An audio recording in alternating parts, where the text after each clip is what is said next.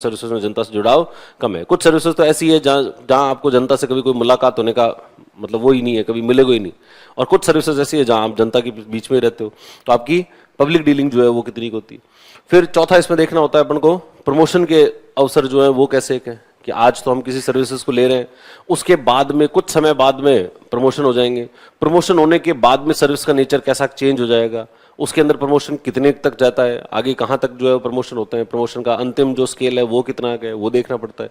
फिर आपका personal satisfaction, उस सर्विसेज को जब आप ऑप्ट कर रहे हो तो उससे आपको पर्सनली आप सेटिस्फाइड रहोगे या नहीं रहोगे। मतलब एक तो होता है जैसे काम का बोझ बहुत ज़्यादा है तो व्यक्ति थोड़ा पर्सनली सेटिस्फाइड जो है उसके अंदर उसको समस्याएं आने लगती है। कुछ लोगों को अब ऐसा होता है कि भाई काम का बोझ उनको ज़्यादा नहीं चाहिए, शांति की लाइफ चाहिए, तो वो पर्सनल सेटिस्फेक्शन का इशू हो सकता है। कहीं पर पॉलिटिकल इंटरफेरेंस जो है वो बहुत ज़्यादा है तो फिर आपके पर्सनल सेटिस्फेक्शन की इशूज जो है वो आ सकते हैं। या फिर जैसा आपने सोचा था सर्विसेज के लिए कि ऐसा होगा और ऐसा होगा, पता लगा कि हो रहा है वो बिल्कुल अलग हो रहा है, तो उससे पर्सनल सेटिस्फेक्शन के इश्यूज जो है आ सकते हैं। आपकी पोस्टिंग कहाँ होती है इससे भी आते हैं। तो फिर आपकी पोस्टिंग का जो बात है कि पोस्टिंग जो है वो डिस्ट्रिक्ट लेवल पे पोस्टिंग है, ब्लॉक लेवल पे पोस्टिंग है, तहसील के लेवल पे पोस्टिंग है, ट्रांसफर्स कितने फ्रीक्वेंट होते हैं, ट्रांसफर के आसानी से आप चाहते हो उस पद पर आसानी से ट्रांसफर हो जाते हैं या नहीं होते, उसके लिए आपको और कुछ और चीज़ें जो है उनका प्रयोग करना पड़ता है, तो ये पोस्टिंग। फिर और इसके अंदर जोड़ो तो पैसा जोड़ लो और पीस जोड़ लो कि आपकी तनख्वाहें कितनी है और आपको पीसफुल लाइफ है या नहीं है। ये भी कुछ और पी भी जोड़े जा सकते हैं, ठीक है। तो ऐसे कुछ पीज हैं जिनके आधार पर अपन जो है किसी सर्विस का क्या करते हैं, इवेल्युएशन करते हैं कि वो सर्विस जो है सर्विस ठीक है या नहीं है। अब सबसे इंपॉर्टेंट पहली नंबर पर तो कौन सी आती है, आरएस ही आती है, क्योंकि आरएस में सारे पी हैं। आरएस के अंदर पावर भी है, उनकी प्रेस्टीज भी है, पब्लिक डीलिंग भी होती है, प्रमोशन भी अच्छे होते हैं, पर्सनल सेटिस्फेक्शन भी होता है, पोस्टिंग भी है, तनख्वाह अच्छी इसलिए पैसा भी है। दूसरे नंबर पर आरपीएस, तो आरएस और दूसरे पर आरपीएस। लेकिन आरपीएस के अंदर जो है वो अपन एक चीज रखा करते हैं कि आरपीएस में मतलब ये आरपीएस सभी लोगों के लिए सही नहीं है। मतलब जो व्यक्ति यंग है और मतलब उसको वर्दी पहनने का शौक है वहां तो आरपीएस ठीक है। लेकिन अगर आपकी उम्र पहले से ही बहुत ज्यादा है, आप जो है वो सेलेक्ट हो रहे हो या फिर उस उम्र के पड़ाव पे जैसे कोई एक्स सर्विसमैन है और वो अगर इस सर्विस में जा रहे हैं तो उनके लिए ये सर्विस थोड़ी सी गड़बड़ भी है। गड़बड़ क्यों है, इस सर्विस के अंदर क्या होता है कि जैसे आप शुरुआत में आरपीएस जब लगते हो तो लगते ही तो पहले तो होती है ट्रेनिंग, ठीक है, लगभग 18 महीने की आपकी ट्रेनिंग होगी और वो ट्रेनिंग काफ़ी टफ है, मतलब इतनी आसान ट्रेनिंग जो है वो नहीं है। तो अगर उम्र ज़्यादा होती है तो फिर वो ट्रेनिंग करना काफ़ी मुश्किल है। तो एक तो ट्रेनिंग के अंदर आपको समस्याएं जो आती है। ट्रेनिंग के बाद में जैसे आप वहाँ से बाहर निकलते हो, बाहर निकलने के बाद में आपका पासिंग आउट परेड होती है, पासिंग आउट परेड से बाहर निकले, बाहर निकलने के बाद में आपको जो पोस्टिंग मिलती है वो मिलती है as a CO, circle officer के रूप में आप काम करोगे। सर्किल ऑफिसर का मतलब होता है कि ये थाने होते हैं, जैसे 5-7 थाने हैं, उन थानों के ऊपर एक ऑफिसर है जिसको अपन डीएसपी कह देते हैं, डिप्टी कह देते हैं, और वैसे जो इनके पुलिस वालों की भाषा में कह देते हैं सीओ कहते हैं। तो सीओ साहब जो है वो होते हैं, तो सीओशिप जो है वो रहा करती है। अब सीओशिप जब तक है तब तक तो वो पोस्ट बहुत अच्छी है, वहाँ पर जो है काम करने के लिए काफ़ी कुछ है, क्योंकि आपके अंडर में थाने आते हैं और उन थानों पर आपका डायरेक्ट कंट्रोल जो है कंट्रोल रहा करता है। तो सीओशिप के रूप में तो आपकी जो भी रिकॉग्निशन है वो बहुत अच्छी है। लेकिन सीओ से जैसे ही आप प्रमोट होते हो, अब सीओशिप जो है वो रहती है लगभग 3 से 5 साल, 5 साल के करीब आप सीओ जो है वो रहोगे। अब 5 साल के बाद सीओ से आप प्रमोट हो जाओगे, प्रमोट होकर फिर बन जाओगे एडिशनल एसपी। एडिशनल एसपी जो है वो उनके पास में फिर उतना डायरेक्ट पब्लिक डीलिंग और डायरेक्ट कंट्रोल जो है एडिशनल एसपी के पास में थोड़ा कम है। उनका काम जो है विभागीय काम होता है। हालांकि एडिशनल एसपी में भी सारे पद खराब हो ऐसा नहीं है, कुछ जगहों पर एडिशनल एसपी भी काफी पावरफुल है, लेकिन दूसरी जगहों पर एडिशनल एसपी का जो काम है वो सीओ के अंदर जितनी डायरेक्ट आपने पावर यूज की है वो पावर धीरे धीरे कम हो जाएगी, एडिशनल एसपी के रूप में जो है पावर कम हो जाती है। और अगर उम्र आपकी ज्यादा है तो फिर आप एडिशनल एसपी से एसपी के रूप में प्रमोट होगे नहीं, आपका रिटायरमेंट ही हो जाएगा। और रिटायरमेंट किसे होगा, एडिशनल एसपी से रिटायर हो जाओगे। तो इसलिए वो लेट अगर उम्र ज्यादा हो चुकी है और उसके बाद अगर अपन सोचे कि अपन आरपीएस बन जाए तो फिर वो उतने आनंद जो है वो लोगों को नहीं आता है। उम्र कम है, बहुत यंग उम्र में अगर आप आरपीएस बन जाओ तो बहुत अच्छी बात है, क्योंकि यंग उम्र में तो अगर बन गए तो पहले तो सीईओ के रूप में आपको बड़ा अच्छा फील्ड के अंदर काम करने को मिलेगा। उसके बाद में एडिशनल एसपी के रूप में आप विभाग के अलग अलग जगहों पर रहोगे, वहाँ नॉलेज आपको खूब मिलेगी, एक्सपीरियंस आपको खूब मिलेगा, नेटवर्किंग आपकी अच्छी हो जाएगी, और उसके बाद में आप प्रमोट होकर बन जाओगे एसपी, आईपीएस बन जाते हो। और प्रमोट अगर आईपीएस बन गए, राजस्थान कैडर के आईपीएस हो, फिर आपको कोई कोई जिलों का एसपीशिप मिल जाएगी, तो मतलब वो जिंदगी बहुत शानदार है। तो अगर यंग है तब तो बहुत अच्छा है, लेकिन उम्र बहुत ज़्यादा है तो इसके अंदर चैलेंजेस हैं, ठीक है। हालांकि कुछ लोग ऐसे होते हैं जिनको कि भाई एक बार वर्दी पहननी है, ठीक है, तो वो लोग बड़ी उम्र के अंदर भी ले लेते हैं। मतलब पिछले वाले बैच में तो एक ऐसे भी व्यक्ति है जिनकी उम्र जो है 52 साल थी, 52 ईयर्स के अंदर उन्होंने आरपीएस ज्वाइन किया है। अब 52 ईयर का आरपीएस मतलब क्या, मतलब आपने आरपीएस ज्वाइन किया, आप 1.5 साल तो आपकी ट्रेनिंग लगेगी, ट्रेनिंग से बाहर निकलोगे, निकल कर थोड़े दिन काम करोगे, फिर रिटायर हो जाओगे। तो वो तो घर के बाहर जो है वो लिखवाना है कि भाई नेम प्लेट पर ये लिखवाना है कि भाई ये आरपीएस का घर है। बाकी उसके अंदर आपको सर्विसेज बहुत ज़्यादा, लेकिन अब है अगर लोगों किसी का जज्बा है तो वो 52 साल की उम्र में भी इस प्रकार के से काम कर रहे हैं। कुछ लोग ऐसे हैं जो पहले, कुछ एक ऐसे भी एक्स सर्विसमैन है जो पहले तहसीलदार सेवा में थे, तहसीलदार थे, आरटीएस थे, और आरटीएस से फिर उनको अगली बार फिर उन्होंने एग्ज़ाम दिया, एग्ज़ाम देने के बाद में वो आरपीएस बन गए। आरपीएस के रूप में उन्होंने ट्रेनिंग भी की, ट्रेनिंग करके और वो रहे भी, सीओ भी रहे 1-2 साल। लेकिन उसके बाद में उनको लगा कि यार यहाँ अपन को वो जो सेटिस्फेक्शन है वो मिल नहीं रहा है, तो फिर उन्होंने आरपीएस छोड़कर और वापस तहसीलदारी को फिर से ज्वाइन कर लिया। मतलब आरपीएस से वापस किस में चले गए, फिर से तहसीलदार के अंदर चले गए, तो आरटीएस जो है वो आरटीएस फिर से उन्होंने ज्वाइन कर लिया। तो ऐसे एग्जाम्पल भी हैं। तो दोनों प्रकार के हैं। कुछ लोग तो ऐसे हैं जो 52 साल की उम्र में भी आरपीएस बनने के लिए तैयार हैं, और कुछ लोग ऐसे हैं कि ना यार अपने अब जिंदगी जीवन में कम टाइम बचा हुआ है, तो अब इसको सर्विस के रूप में जो टाइम है जीवन में, मतलब सर्विस के रूप में कम टाइम बचा हुआ है, तो वो टाइम कहाँ बिताएं, वो तहसीलदार के रूप में वो दे रहे हैं।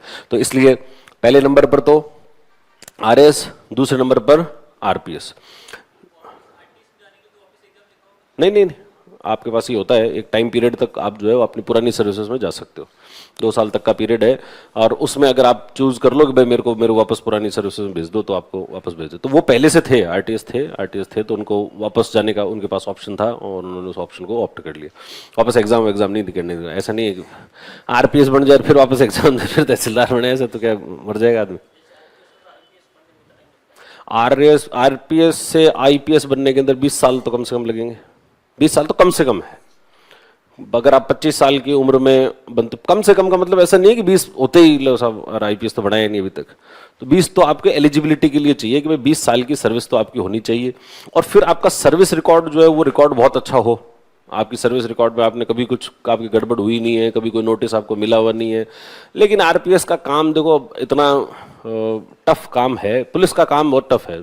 जनता से डील करते हो, राजनेताओं से डील करते हो, हा हू होती है उसमें, कभी कोई कुछ ना कुछ ऐसा हो ही जाता है जहां पर आपको कोई सस्पेंशन मिल जाता है, या कभी कभी कुछ ना कोई चार्जशीट मिल ही जाती है। तो 20 साल की सेवा बिल्कुल क्लीन रिकॉर्ड रख पाना ये काफ़ी मुश्किल है। कुछ लोग होते हैं जो रख लेते हैं तो उनके आईपीएस में जो उनका प्रमोशन है वो जल्दी हो जाता है। तो मान लो 20 के बजाय अगर आप 25 साल की उम्र में मान लो कि आप बने आरपीएस बनते हो, तो 45 तक आप जो है वो एलिजिबिलिटी हो जाएगी। पर 45 में ही आपको कोई आईपीएस बना नहीं देगा, 50 तक आप आईपीएस बन जाओगे। लेकिन 50 तक भी आदमी आईपीएस बन गया तो 10 साल उसके पास आईपीएस के रूप में नौकरी है, और 10 साल की आईपीएस के रूप में सर्विस जो है वो कोई कम नहीं होती। लेकिन आप 40 साल की उम्र में तो बन रहे हो, 40 तक दे सकते हो ना एग्जाम तो, और कैटेगरीज के अंदर जो है वो और भी आगे आपके पास में एज रिलैक्सेशन है। तो अगर आप 40 से 45 के बीच हो तो आप आरपीएस बन रहे हो, फिर उसके बाद में मतलब कितना टाइम पीरियड बचा, उतना तो आपको टाइम पीरियड नहीं बचेगा जिससे कि आप जो है वो प्रमोट होकर आईपीएस बन पाओ। तो इसलिए टाइम पीरियड जो है बहुत कम बच जाएगा। तो वो एक समस्या वहाँ पर निश्चित रूप से आ जाती है आरपीएस के साथ। कुछ गर्ल्स ऐसी होती है जिनको ये पुलिस वाली नौकरी पसंद नहीं है, तो उनके लिए वो अकाउंट सर्विसेज भी भर सकती हैं, या फिर वो चाहे तो ये तहसीलदार वगैरह जो है उसकी सर्विसेज भी भर सकती है। हाँ, मैक्सिमम कहाँ तक पहुँच सकते आईपीएस में व्यक्ति मैक्सिमम तो आईजी बन सकता है। आरपीएस से प्रमोट होकर जो है वो आईजी तक जा सकता है। वैसे डीआईजी पे रिटायर हो जाते हैं जनरली लोग बाग, कुछ लोग तो सीधे एसपी पे रिटायर हो जाते हैं। मतलब लास्ट की सर्विसेज के लास्ट टाइम में 2-3 साल आप आईपीएस बने हो तो एसपी से रिटायर हो जाओगे। अगर आपके पास सर्विस थोड़ी ज़्यादा है और आपके काम बहुत अच्छा कर रहे हो तो आप प्रमोट होकर डीआईजी हो जाओगे, डीआईजी से प्रमोट होकर आप आईजी हो जाओगे, तो आईजी तक तो जा सकता है आदमी। ठीक है, आईजी बहुत बड़ी चीज़ होती है, रेंज आईजी जो है वो। तो आरपीएस, आरपीएस के बाद में फिर तीसरे नंबर पर, अब देखो तीसरे नंबर पर, हालांकि मैंने ये पुराने वाला है ये, तो इसमें आरटीएस लिखा हुआ है। इस बार आरटीएस को जो है, आरटीएस के पद खूब है, 217 पद है, तो आरटीएस के पद तो खूब है, लेकिन इस बार आरटीएस को आप चाहो तो थोड़ा 1-2 पद नीचे कर सकते हो, क्योंकि आरटीएस में अभी कुछ समस्याएं जो है वो आने लग गई है। और वो समस्याएं क्या है कि आरटीएस के बैचेस जो है वो बहुत बड़े बड़े बैचेस आए हैं। पिछले वाले बैचेस जितने भी गए हैं ना, वो सब 100 से ऊपर के हैं। मतलब एक बैच तो 190 के करीब गया, और ये वाला बैच जो तुम जिसमें जाओगे वो 217 का बैच आ जाएगा। तो इस तुम्हारे बाद में अब आरटीएस का खत्म है मामला, करियर खत्म है, क्योंकि अब कोई आरटीएस बने जिसके ऊपर इतने सारे लोग बैठे हैं प्रमोशन के लिए, तो उनमें से फिर प्रमोट होना जो है बहुत मुश्किल है। मतलब आगे ऊपर जाकर क्या होता है, ये मतलब ऐसे पिरामिड जो है वो इस तरीके का बनता है। ये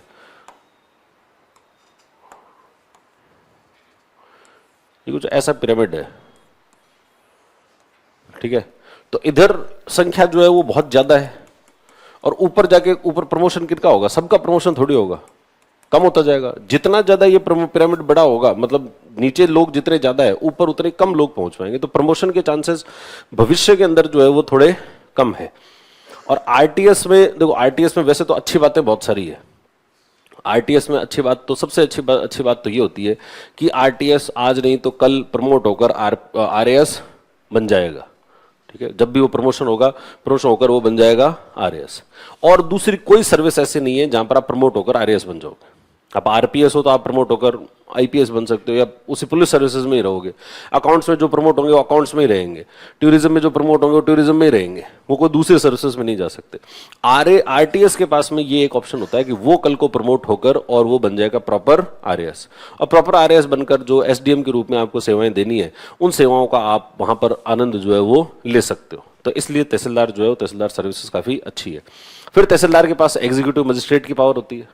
आप जो है वो एग्जीक्यूटिव मजिस्ट्रेट की पावर आरएएस के अलावा और कुछ एक सर्विसेज में और है। बाकी अगर बड़े मात्रा में अगर पावर है तो वो किसके पास है, तहसीलदार के पास में। तहसीलदार के पास में आपको जमानत वमानत देने का अधिकार भी होता है, आप केस सुनते भी हो, आप कोर्ट भी लगाते हो, तो आपके पास में पुलिस वालों से, आपके सब डिस्ट्रिक्ट लेवल पर या तहसील के लेवल पर जितने लोग हैं प्रशासन के, उन प्रशासन के सभी लोगों से आपका अच्छा डीलिंग जो है वो रहता है। और तहसीलदार जो है अपने आप में एक रिकॉग्नाइज्ड पद है। तहसीलदार को अलग से गाड़ी मिलती है, आपका अखबार में रोज नाम आता रहता है, फला तहसीलदार साहब ने ये कहा, तहसीलदार साहब ने ये कहा, तहसीलदार साहब ऐसा कर रहे हैं, तहसीलदार साहब है। ठीक है, तो तहसीलदार साहब का जो रिकॉग्निशन होता है वो काफ़ी अच्छा है। ठीक है, पब्लिक डीलिंग भी उनकी खूब अच्छी होती है। लेकिन वो प्रमोट होकर कल को जो आरएएस बन रहे हैं, मतलब अभी पिछले बैचेस के जो लोग हैं वो अब प्रमोट होकर, जैसे 2013 बैच के जो थे, 13 बैच मतलब जो अपन जिनको 13 कहते हैं, 13 वाला एग्जाम, जिन्होंने 13 वाले एग्जाम में भर्ती में थे, उनका बैच है 2016 का। 13 की भर्ती वालों का 16 का बैच है। तो 16 वाला बैच जो है वो अभी तक आरएएस बना नहीं है, प्रमोट होकर अभी तक आरएएस नहीं बना है। तो लेकिन वो बनने वाले हैं, 1-2 साल के अंदर वो बन जाएंगे। अब मतलब 16 से लेकर अभी 25 आ गया है। ठीक है, 26 के अंदर वो प्रमोट होते हैं, तो 10 साल लग गए उनको मतलब प्रमोट होते हुए आरएएस, आरटीएस के पहले नायब लगे, नायब से। लेकिन भविष्य के अंदर ये तो किसकी बात हो रही है, 2013 वाली भर्ती की। 2013 वाली भर्ती से उससे पहले जो है आरटीएस की संख्या बहुत कम थी।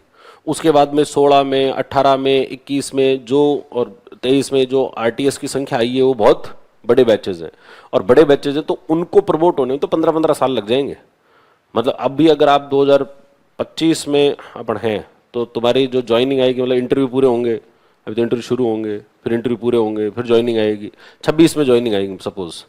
तो 26 में अगर आप ज्वाइन करते हो तो 36 में तो 10 साल हुए, 41 में जाकर तुम बनोगे आरएएस प्रॉपर। तो बहुत लंबा काम है। ठीक है, और उसमें भी शुरुआत का जो पीरियड है वो नायब के रूप में और है। शुरुआत आपको जाते ही कोई आपको तहसीलदार नहीं बना रहा है सीधे। हालांकि ये आरटीएस एसोसिएशन बनी हुई है इनकी तहसीलदारों की, तो वो तहसीलदार एसोसिएशन बार बार ये डिमांड करती रहती है कि भाई हमको शुरुआत में आप नायब मत लगाया करो, हमको सीधे तहसीलदार लगाओ। लेकिन अभी तक सरकार ने उनकी डिमांड को स्वीकार नहीं किया है। आइडियली सरकार को ये स्वीकार करना चाहिए कि उनको तहसीलदार लगाना चाहिए। जब आप तहसीलदार का पद है और आरटीएस के नाम पर ही आदमी सेलेक्ट हो रहा है तो सीधा आरटीएस लगाओ न। वो आरटीएस से एक पद नीचे लगाते हैं नायब तहसीलदार। फिर नायब तहसीलदार रखते हैं 5 साल। वैसे होता है 3 से लेकर 5 के बीच का वो होता है टाइम पीरियड है कि 3 साल के बाद में सरकार आपको प्रमोट करके तहसीलदार बना सकती है। लेकिन क्योंकि बड़े पद हैं, बड़े सारे लोग हैं, तो 3 से 5 साल है तो मैक्सिमम पर ही जाएगा अब तो, कि 5 साल ही लगेंगे। तो 5 साल तो आपके पहले लगेंगे किस बात के, नायब से तहसीलदार बनने के। तो तहसीलदार के रूप में 5 साल लग जाएंगे। तो 26 का भर्ती है तो 26 वाला बैच जो है वो कब बनेगा, 31 के अंदर जाकर आप जो है वो बनोगे तहसीलदार। फिर तहसीलदार के रूप में आपको और 10-15 साल और चले जाएंगे, फिर जाकर आपको बनोगे आरएएस। तो बहुत लंबा काम हो गया मतलब ये। हालांकि तहसीलदार के रूप में जो समय बीतता है वो कोई बहुत बुरा बीतता है ऐसा नहीं है। नायब वाले में जरूर बुरा बीतता है, वो भी तब बीतता है बुरा जब पोस्टिंग कहाँ हो रही है उसके हिसाब से। कई बार क्या होता है, नायब की पोस्टिंग जो है ना वो इसमें एसडीएम कार्यालय में कर देते हैं। एसडीएम कार्यालय के अंदर भी पोस्ट होती है, तो नायब तहसीलदार को एसडीएम कार्यालय में लगा देते हैं। अब आप सोचो कि आपने एग्जाम दिया, यह आप यहीं आपके पास में कोई बंदा बैठा है, दोस्त है, आपसे पूछ रहा है कैसे करें तैयारी, क्या करूं। फिर उसकी रैंक आ गई आपसे थोड़ी सी ऊपर, आपकी भी रैंक आई है, हल्की सीख पीछे। अब वो तो बन गया एसडीएम और तुम उसी कार्यालय में हो नायब, तो तुमको छुट्टी पे भी जाना है तो उससे पूछ के जाना पड़ेगा कि सर छुट्टी पे जाऊंगा। अरे यार कल तक तो अपन इंटरव्यू के सारे गाइडेंस शेयर कर रहे थे, आज आप सर बन गए तो, और बन गए तो बन ही गए, फिर उसके बाद में वो नहीं है, साहब तो साहब ही है। और फिर ऐसे कहोगे और भाई क्या चले ना भाई क्या होता है, ये क्या तरीका है, ये बोलने का तरीका है जो दो चार्ट शीट। तो इसलिए बहुत बुरा लगता है आदमी को, और बुरा लगता है तो फिर वो क्या करता है, फिर वो कैसे जैसे जुगाड़ लगाकर और अपना कहीं ट्रांसफर कर लेता है कि भाई मेरे को और कहीं रख दो, मैं इसके यहाँ पर काम नहीं करूँगा, या कोई सीनियर आदमी के अधीन रख दो, तब तो फिर भी समझ में आता है। लेकिन डायरेक्ट साथ में रिक्रूट हुए व्यक्ति के साथ में काम करना जो है थोड़ा मुश्किल हो जाता है, हल्का मुश्किल हो जाता है ना। तो लेकिन इनमें नायब तहसीलदारों में एक अच्छी बात होती है, नायब तहसीलदार के पास में एक उप तहसील के चार्ज होते हैं। अपने तहसीलें भी हैं और तहसीलों के अंदर उप तहसील भी है। जहां पर उप तहसील का चार्ज है नायब तहसीलदार के पास में, वो अच्छा है, वहां पर तो आपको जो है वो बिल्कुल जैसे तहसीलदार जैसी फीलिंग जो है वो आ जाती है। तो अगर नायब तहसीलदार के रूप में आप उप तहसील में लग रहे हो तो भी अच्छा है। और किसी फिर और तो आदमी कुछ खांचे ढूंढता है फिर कोई चुपचाप कहीं पर बैठे रहें, किसी को पता भी नहीं लगे कि हम एग्जिस्ट भी करते हैं या नहीं करते, चुपचाप अपने वो साल निकाल दें और निकाल कर फिर जैसे तहसीलदार बने तो फिर यूँ फिर आप बताओ कहाँ है मेरी गाड़ी, कहाँ है, तो फिर आप गाड़ी लेके फील्ड में निकल सकते हो। लेकिन उससे पहले वाले काल भी थोड़ा सा, तो एक तो वो वाला समस्या है, फिर दूसरी समस्या है कि आपका आरएएस में प्रमोशन में काफ़ी टाइम लग जाता है। लेकिन जो बीच वाला काम भी है उसको भी इतना कमजोर भी नहीं आंक सकते कि तहसीलदार मतलब कुछ नहीं होता, तहसीलदार अपनी जहाँ पर है वहाँ पर अच्छा पद है, ठीक है। तो आप तीसरे पर नहीं बढ़ना चाहो तो इसको और नीचे भी कर सकते हैं, तीसरे की जगह जो है आप इसको चौथे पे 5वें पे बढ़ना चाहो तो 5वें पर भी बढ़ सकते हो। और उसका जो मुख्य कारण है वो, क्योंकि पिछली बार तो मैंने मतलब सब लोगों को फोर्सफुली तीसरे पर भरवाया था, लोग तीसरे पर भर नहीं रहे थे और मैंने फोर्सफुली तीसरे भरवाया। जिन को तीसरे भरवाया उन्होंने सब ने आकर मुझे धन्यवाद दिया, बहुत कि साहब बहुत बहुत धन्यवाद, आपके कहने से हमने इसको तीसरे भर दिया, वरना हम इसको तीसरे भरने वाले नहीं थे। तो तहसीलदार उस टाइम में फोर्सफुली भरवाया था, और भरवाया इसलिए था क्योंकि उस समय पद जो है वो कम थे, और कम पद थे तो प्रमोशन के चांसेस बहुत अच्छे थे, उन लोगों को करियर के अंदर हमेशा अच्छा ही रहेगा। लेकिन अब वैसी परिस्थितियां तहसीलदार के अंदर नहीं है, तो अब इस तहसीलदार वाले पद को क्या कर सकते हो आप, थोड़ा सा उसको जो है वो पीछे कर सकते हैं। तहसीलदार के अलावा फिर और कौन से पद हैं जो रख सकते हैं, तहसीलदार तक तो आ गई सब बात समझ में। फिर अब ये एक्सरसाइज तो है नहीं तुम्हारे यहाँ पर इस बार, ये है डीटीओ के 2 पद हैं। अब इसमें कोई ज्यादा सोचने वाली बात है नहीं वैसे। देखो यहाँ पर होगी राजस्थान परिवहन सेवा होगी, आ गई ये रही परिवहन सेवा। परिवहन सेवा में कितने पद हैं, 2 पद हैं, एक पद तो जनरल का है, एक पद जनरल विमेन का है, ये 2 ही पद हैं। तो ये जो परिवहन सेवा होती है, परिवहन सेवा में व्यक्ति जो जिस पद पे जाता है उसको बोलते हैं DTO, district transport officer. District transport officer जो है वो पद काफी अच्छा है वैसे, ठीक है, मतलब ऐसे तो 2 ही पद है तो ज़्यादा कंसिडर करने की, ज़्यादा आपको सोचने की जरूरत नहीं है। लेकिन फिर भी तीसरे नंबर पर आप चाहो तो भर दो डीटीओ। पहले नंबर पर तो भरना है आरएएस को, ये लिखते जाओ साथ साथ में। पहले नंबर पर रखना है अपन को आरएएस, दूसरे नंबर पर आरपीएस, तीसरे नंबर पर डीटीओ, परिवहन सेवा। डीटीओ के अंदर क्या होता है देखो, इसके अंदर आदमी क्या लगेगा, कौन से पोस्ट पे लगेगा, डीटीओ लगता है, district transport officer. District transport officer जो होता है, जिले के अंदर जितने भी ये ट्रक हैं या जितने भी ये वाहन हैं, इन वाहनों का सारा काम डीटीओ देखता है। और डीटीओ का पद जो है वो काफ़ी अच्छा पद है, हर तरीके से संसाधनों से भरपूर पद है, ठीक है, सभी प्रकार के संसाधन यहाँ पर उपलब्ध हैं।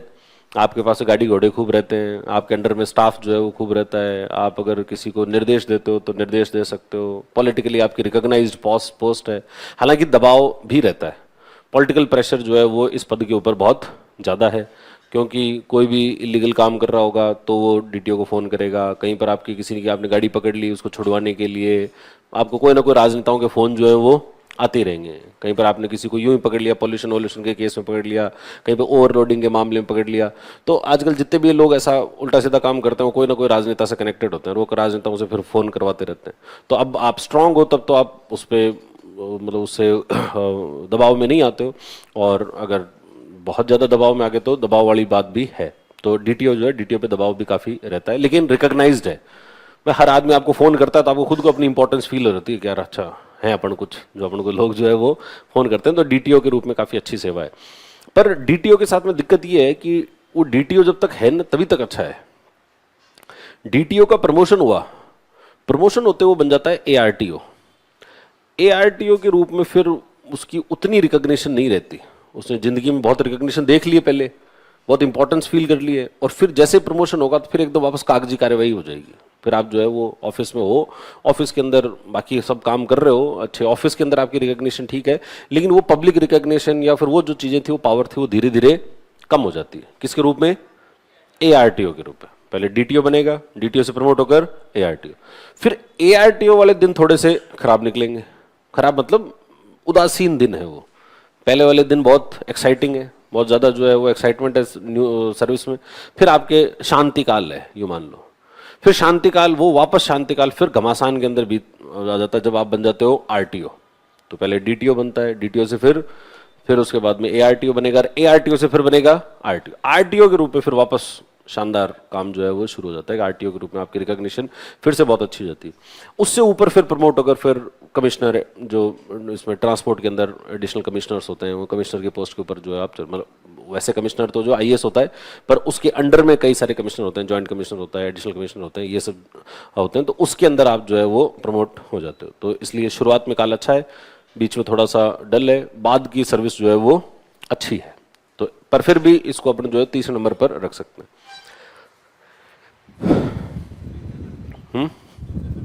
किसके? जनरल के लिए हाँ 2 ही पोस्ट है, तो अब क्या करें, तो इसमें पोस्ट की कमी है। फिर तीसरा, अब इसमें क्या रखेंगे? देखो अब इसमें मैं तो चाहता हूं कि आरटीएस को थोड़ा नीचे करवा दूं, पर आरटीएस को नीचे करवा कर फिर ऊपर किसको लाएं? अकाउंट्स जो है, अकाउंट्स तो अकाउंट्स है, अकाउंट्स अच्छी पोस्ट है, मैं अकाउंट्स का ऐसा कोई मैं वो नहीं हूँ, लेकिन अकाउंट्स की पोस्ट में देखो जो कई पी अभी बात की थी ना पढ़ने, अकाउंट्स वालों के पास में पावर है। पावर किस बात की? पैसों की पावर है भाई। जितना भी डिपार्टमेंट के अंदर जो पैसा है तो वो आपके कंट्रोल में होता है, आप उस पैसों को रिलीज करते हो, पैसों के मामले को देखते हो। तो पैसे वाली पावर है, बिना आपके साइन हुए वो जो बिल वगैरह है कोई पास होगा नहीं। तो इसलिए आपके पास पैसों की पावर, तो पैसों को कंट्रोल करते हो। प्रेस्टीज देखा जाए तो जनता के बीच तो नहीं है, पब्लिक रिकॉग्निशन वगैरह तो आपके नहीं है, जनता में कोई नहीं जानता आपको। अभी अपन जो है वो आप अगर सर्विसेज से या फिर कोई ज़्यादा फेमिलियर नहीं हो तो आप कितने अकाउंट्स ऑफिसर्स को जानते हो? किसी को नहीं जाना। अखबार में भी कोई नाम पढ़ाओ तुमने कि साहब इस जगह में ये अकाउंट्स ऑफिसर लगे हुए हैं, नहीं पढ़ा ना। तहसीलदार का नाम आता रहता है अखबार के अंदर, एसडीएम का नाम अखबार में आता रहता है, लेकिन अकाउंट्स ऑफिसर का नाम को अखबार में आता रहो ऐसा नहीं है। या कोई कहीं कोई कार्यक्रम हो रहा और वहाँ पर अकाउंट ऑफिसर को बुलाया कि साहब ये इनके हाथ से फीता कटवाएंगे, ऐसा तुमने कभी सुना नहीं होगा। तो पब्लिक रिकॉग्निशन कम है, ठीक है। पब्लिक डिपार्टमेंट के अंदर तो देखो सारी सर्विसेज की है रिकॉग्निशन, लेकिन पब्लिक आपको जानती है कि नहीं जानती, तो पब्लिक रिकॉग्निशन जो है वो अकाउंट्स वालों के साथ में नहीं होती। हाँ, अकाउंट्स के साथ में ये है कि एक इलीट टाइप की सर्विस है, मतलब एक अगर आपको ऑफिसर टाइप का फील करना है कि भाई अपने को तो ऐसे जब सेलेक्ट हो जाए तो सेलेक्ट होने के बाद में ऐसा कोई यूँ पंचायती नहीं करनी है, अपन को एकदम प्रॉपर जो ऑफिसर होता है वैसा फील करना है, तो वैसा ये सर्विस फील करा देगी आपको। बिल्कुल प्रॉपर ऑफिसर जो है ऑफिसर जैसा फील होगा आपको, आराम से छुट्टियां मिलेगी, आराम से आप घूमने जाओ, आपकी तनख्वाह भी ठीक ठाक होगी, आपके पास में एक इनका अकाउंट सर्विस वालों का क्लब भी है इवन, तो आपको क्लब वगैरह की जो सुविधाएं हैं वो मिल जाती है। आप किसी डिस्ट्रिक्ट में जाते हो तो सर्किट हाउस होता है, तो सर्किट हाउस में भी आप अकाउंट ऑफिसर जो है उसको एक्सेस होता है, तो वहाँ पे सर्किट हाउस में भी रुक सकता है, वो सर्विसेज भी उनके पास में हुआ करती है।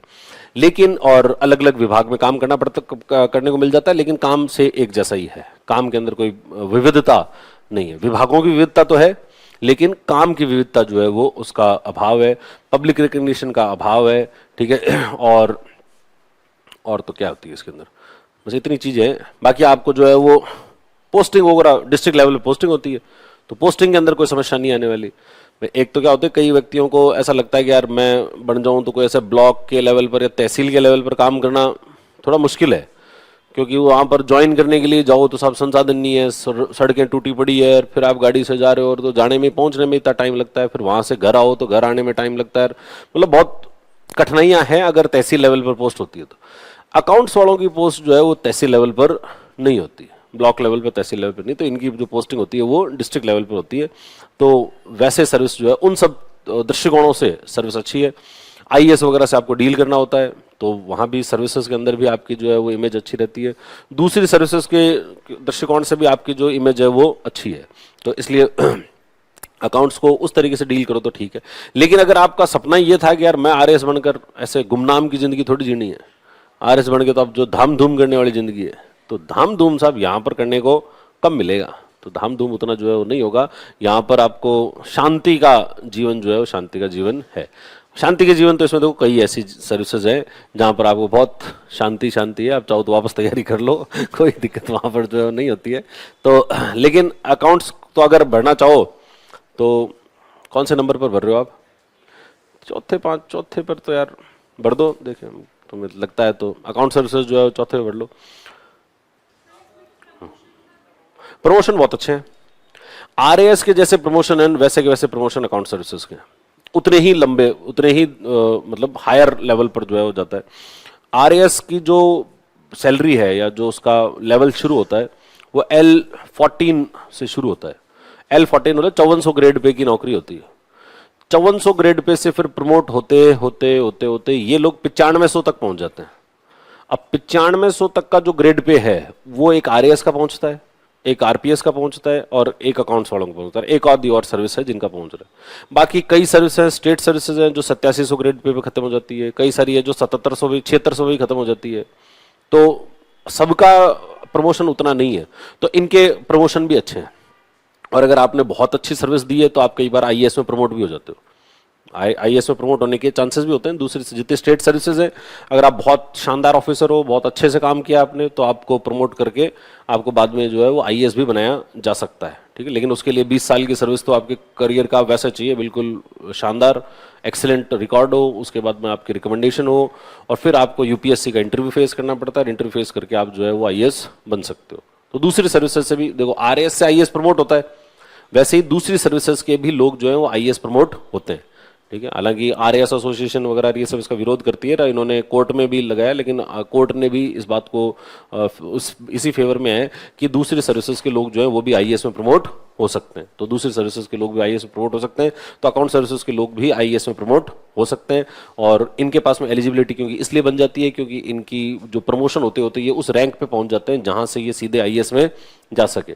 आप 9500 के ग्रेड पे हो तो आप उस स्केल पर हो कि आपको प्रमोट करके आईएएस बनाया जा सकता है। तो अकाउंट सर्विसेज में ये, लेकिन ये जो आईएएस में प्रमोशन हो जाएगा ये बहुत कम लोगों के साथ में होगा, और ये तो रेयर है, ये कोई ऐसा जनरल वो क्राइटेरिया नहीं है कि अकाउंट सर्विस में चले गए तो हम तो आईएएस बन ही जाएंगे। ये तो कोई rarest of the rare type की बात होती है। अब हजारों होंगे और उसमें कोई एक दो बनेगा, तो उसके आधार पर निर्णय नहीं लिए जा सकते इस आधार पर। और अगर ऐसा ही आधार हो तो वो तो सभी के लिए एप्लीकेबल है, बाकी सर्विसेज के लोग भी जो है प्रमोट होकर आईएएस बन सकते हैं, ठीक है। तो तीसरे चौथे पर आपने अकाउंट्स को रख भी सकते हो और होल्ड भी कर सकते हो, और चाहो तो इसके साथ में आरटीएस तहसीलदार जो है वो कर सकते हो। आरटीएस के अंदर वो जैसे मैंने बता दिया उसमें समस्याएं तो, लेकिन अच्छी बात यह है कि आज नहीं तो कल 15 साल बाद ही सही आदमी आरएएस बनेगा तो सही, और जो उसके नायब के अलावा वाले जो साल हैं वो सारे अच्छे निकलेंगे, तहसीलदार के रूप में कोई समस्या जो है वो नहीं आएगी, तो बहुत ज़्यादा भी नीचे रखने की कोई आवश्यकता नहीं है। तो उसके बाद आप चाहो तो आरटीएस को रख लेना। फिर इसके बाद में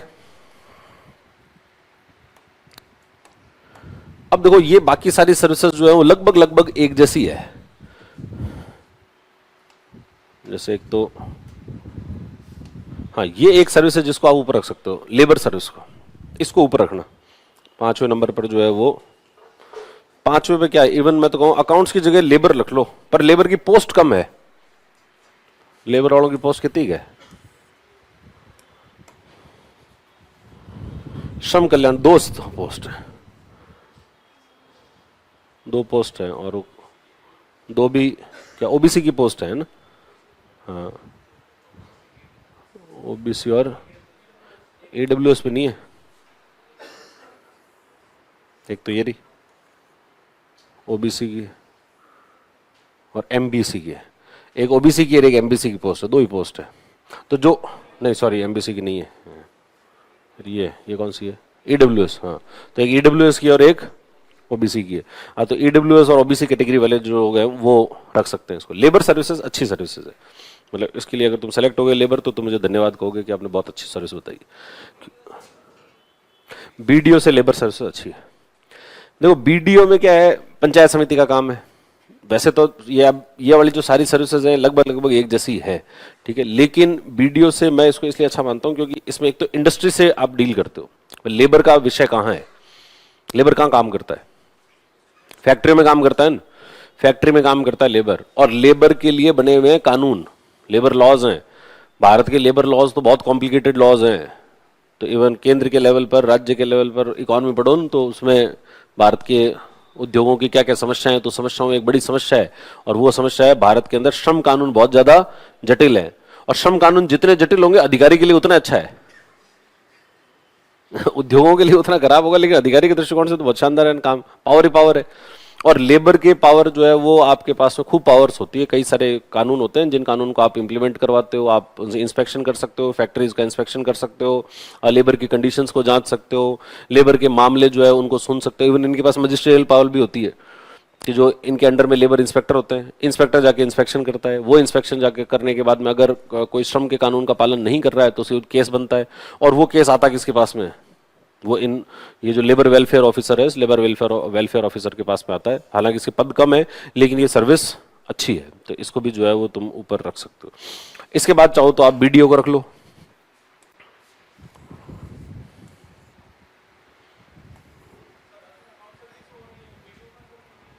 बीडीओ अकाउंट्स तो मैं उन्हीं के लिए जो मतलब ऐसा जो पंचायती नहीं करना चाहते हैं, मतलब इलीट टाइप का जीना चाहते हैं, उनके लिए अकाउंट सर्विसेज। बाकी जिनको वाकई में आरएएस की सेवाओं का असली आनंद चाहिए तो वो तो बीडीओ है, ठीक है। बीडीओ पंचायत समिति के लेवल पे आप पंचायतें तो करते ही हो, तो भाई बीडीओ पंचायत समिति का सचिव है, ठीक है, और रूरल डेवलपमेंट ग्रामीण विकास के लिए काम करता है। तो ग्रामीण विकास के अंदर जो है पहले इनके साथ में बीडीओ के साथ में एक समस्या हुआ करती थी कि बीडीओ के प्रमोशन नहीं होते थे, कि once a BDO is always a BDO, ऐसा कहा करते थे। लेकिन अब बीडीओ के प्रमोशन होते हैं, बीडीओ प्रमोशन एसीईओ बन जाता है, ठीक है, फिर बाद में सीईओ तक तो खैर नहीं पहुंच रहे अभी तक, लेकिन भविष्य में हो सकता है कि उनके वो भी खुल जाए और वो सीईओ बन जाओ। तो आप अगर नगर परिषद और नगर इसमें अगर आप सीईओ, जिला परिषद में सीईओ हो तो जिला परिषद का सीईओ तो आईएएस लगता है। वर्तमान में अभी पोस्ट देखो तो आईएएस की पोस्ट है वो, तो आईएएस की पोस्ट तक आपका प्रमोशन अगर हो रहा है तो पावरफुल ही है, तो पावर तो काफ़ी है उसके पास में। तो इसका मतलब बीडीओ जो है वो ऐसे इतनी कोई बुरी पोस्ट नहीं है। कोऑपरेटिव सर्विस एक है राजस्थान, इंडस्ट्री सर्विस, और एक है एसीटीओ कमर्शियल टैक्स ऑफिसर, ठीक है। इन तीनों में आपको जो ऊपर बढ़ना हो वो आप बढ़ सकते हो, इसमें कोई रैंक का मतलब ऐसा कोई फर्क नहीं पड़ेगा कि आप इंडस्ट्री में बढ़ गए तो आप ये सोचोगे कि अरे यार ये क्या हुआ, काश मैं थोड़ा और करके कोऑपरेटिव बन जाता, या कोऑपरेटिव बन गया तो आप सोचो काश मैं थोड़ा और करके इंडस्ट्री बन जाता, या आप दोनों में सोचोगे काश मैं कुछ और करके एसीटीओ बन जाता। ऐसा इन तीनों के अंदर जो है वो कुछ नहीं, तीनों की सर्विसेज जो है वो बराबर है। देखो उद्योग सेवा जो है, राजस्थान उद्योग सेवा के अंदर आप लगते हो असिस्टेंट कमिश्नर इंडस्ट्रीज। ठीक है, जिले के अंदर जो है इंडस्ट्री का एक वो होता है। इंडस्ट्री में ये कोई बड़े उद्योगों से डील नहीं करते, ये लोग डील करते हैं एमएसएमई से, micro small and medium enterprises से डील करते हैं। लेकिन आजकल एमएसएमई की डेफिनेशन इतनी बढ़ा दी है, 500 करोड़ का टर्नओवर है तो एमएसएमई में आता है। तो 500 करोड़ रुपए तक का टर्नओवर वाला बिजनेस वो आपके अंडर में है, मतलब आप उससे डील करते हो, तो वो पोस्ट अच्छी है। और भविष्य के, और जिस तरीके से सरकार का ध्यान है एमएसएमई पर, मतलब अगर अपने उद्योग की तरफ, इस बार तुमने दिया होगा ना आरएस का मेंस दिया ही था तभी सिलेक्ट हुए हो, तो आया था ना एमएसएमई पे क्वेश्चन आया था ना, एमएसएमई पे बड़ा क्वेश्चन आया था, तो आना ही था क्योंकि बजट, आप बजट सुनते इस बार का, तो बजट के अंदर एमएसएमई पर कितना ध्यान दिया गया है। आप वैसे सरकार की कोई कभी भी सरकार के अंदर किसी भी मतलब मंत्री का को भाषण सुनो या वित्त मंत्री का हर बजट का भाषण सुनो, हर बजट भाषण के अंदर एमएसएमई का जिक्र होता ही है। Micro small and medium enterprises जो है वो भारत के लिए भी काफी इंपॉर्टेंट है। जीडीपी में उनका बहुत बड़ा योगदान है, रोजगार के अंदर उनका बहुत बड़ा योगदान है, एक्सपोर्ट में उनका बहुत बड़ा योगदान जो है वो है। तो इसलिए एमएसएमई अपने आप में काफी इंपॉर्टेंट है। और एमएसएमई इंपॉर्टेंट है तो ये जो राजस्थान उद्योग सेवा है ये किसे डील करती है, ये उसी एमएसएमई से डील करती है और सरकार की योजनाओं को लागू करने का काम करती है। राजस्थान के लेवल पर जो है वो, जैसे राजस्थान के अंदर राजस्थान इन्वेस्टमेंट प्रमोशन स्कीम है, आरआईपीएस है, उसको लागू करने का काम ये लोग ही करते हैं। ठीक है, इंडस्ट्री वाले लोग जो है वही करते हैं। केंद्र सरकार की बहुत सारी योजनाएं हैं जो राज्य सरकार के साथ मिलकर लागू होती है, उसको भी लागू करने का काम जो है करते हैं। तो पावर की अगर बात करें तो पावर है, क्योंकि इनके पास में योजनाओं की संख्या है और योजनाएं जो है वो समय के साथ में बढ़ेगी, ये कम नहीं होगी। मतलब एमएसएमई का रोल जो है वो इकोनॉमी में क्योंकि इंपॉर्टेंट है, तो इसका भविष्य के अंदर कोई भविष्य कैसा है इस सेवा का, तो भविष्य सेवा का जो है वो अच्छा है।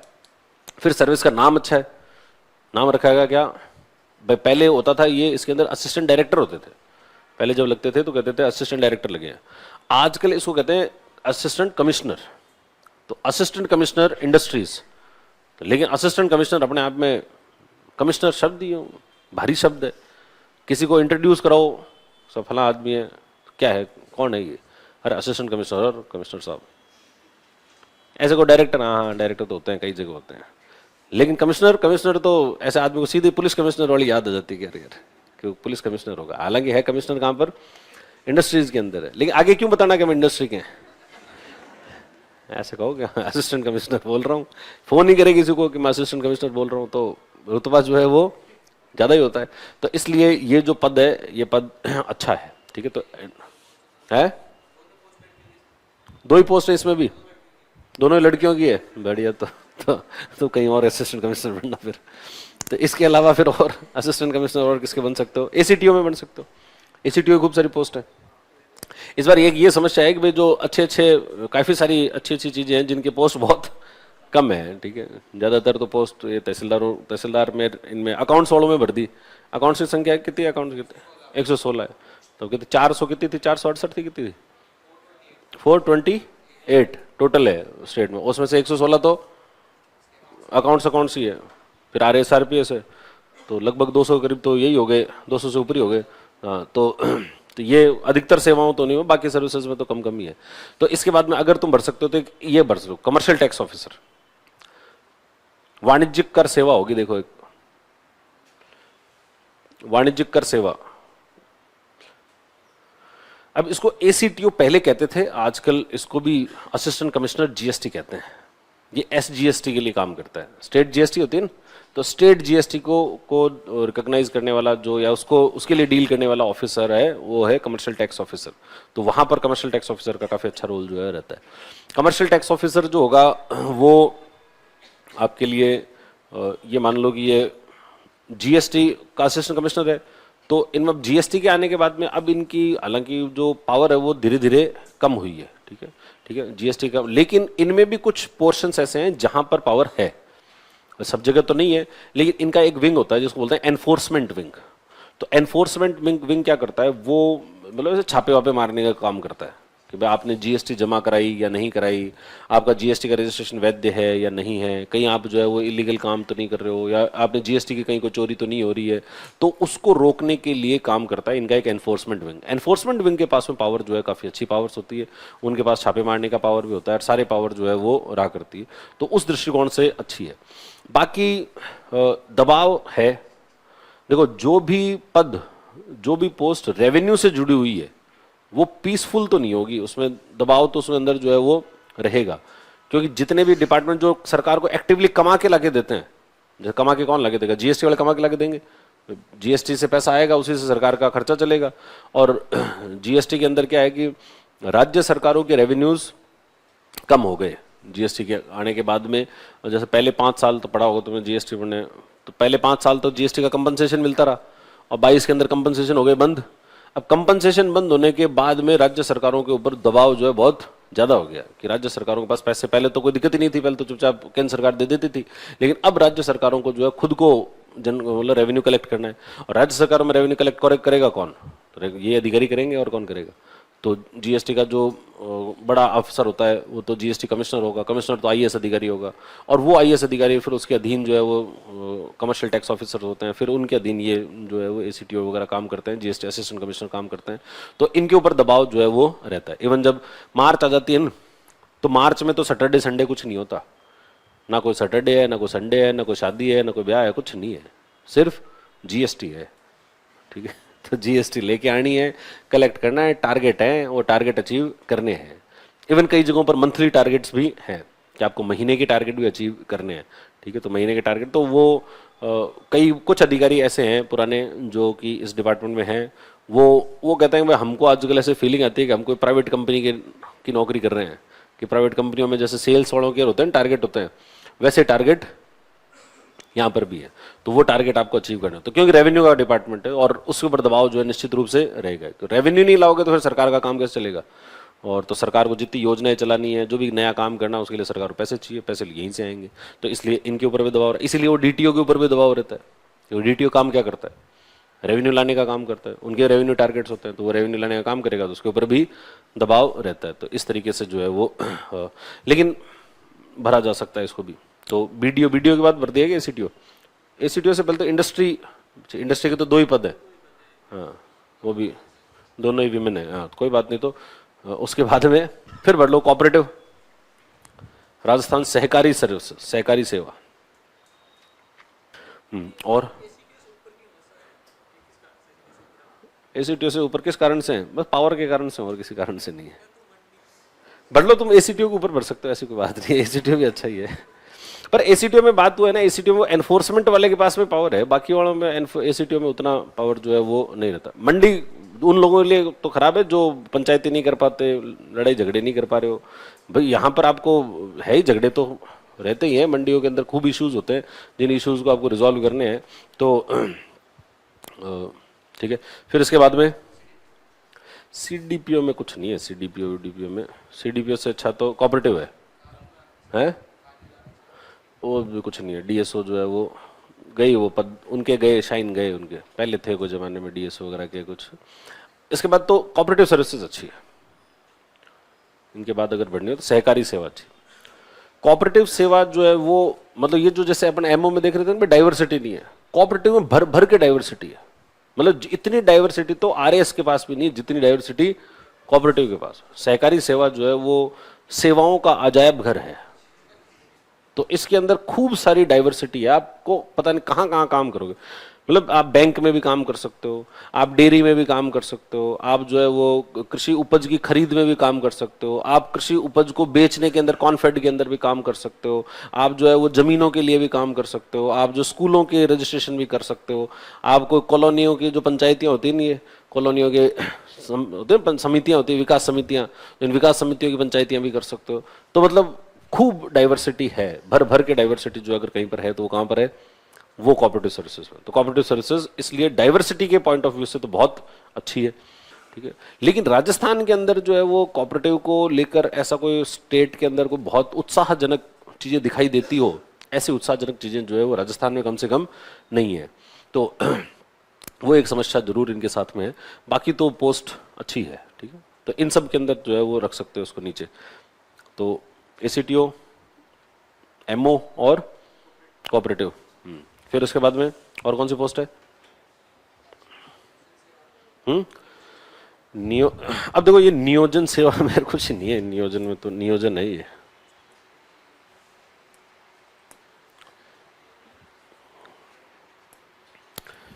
फिर आप आरएस, आरपीएस, लेखा सर्विस हो गई, कोऑपरेटिव सर्विस हो गई, नियोजन, उद्योग, उद्योग सेवा की बात होगी, बीमा। बीमा में अलग 3 ही पोस्ट है, तो इसको रख लेना कहीं पर भी। बीमा में एक ही अच्छी बात है, इनकी तनख्वाह अच्छी है और इनके प्रमोशन अच्छे हैं। तनख्वाह अच्छी है इंश्योरेंस सर्विसेज की और प्रमोशन अच्छे हैं।